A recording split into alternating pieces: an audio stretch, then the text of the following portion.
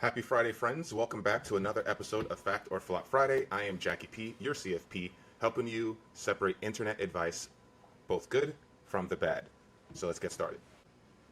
$1,000,000, if you put it in the S&P 500 35 years ago and forgot about it, is worth $26 million today without you doing anything. If you put it in private equity, not the top people, which I interviewed for the book, the average, 14.2, you have 139 million in the same time with the same amount of money. Unbelievable. So now we have Tony Robbins, yes, motivational speaker Tony Robbins, pushing private equity as the new holy grail of investing. Now, before we get into this private equity pitch, let's rewind. This is the same Tony Robbins that in 2010 told everyone to stay out of the market, which was the bottom of the market before a 14-year bull market run. Since then, he's published several books on investing every several years with a different strategy each time. First, his book was on index funds. Then he had a book on the Ray Dalio type all-weather fund strategy. And now, surprise, surprise, he's pushing private equity. Tony's greatest skill set is not investing, it's sales and marketing. He's built a wonderful brand.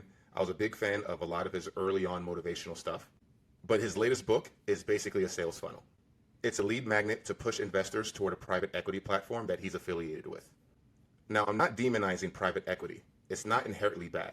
It can be a legitimate asset class for the right investor, but most often it's illiquid, expensive, and ideal for ultra-high net worth individuals or accredited investors. It's not a one-size-fits-all solution. So if someone changes their philosophy every few years just to align with their next book launch, you have to ask yourself, is this really about helping people or monetizing attention? So obviously, this one's a flop. The message is misleading. The time is self-serving. And the messenger has a history of getting it wrong. I'm Jackie P, your CFP, helping you build real wealth and not chase the latest sales pitch. I'll see you next week.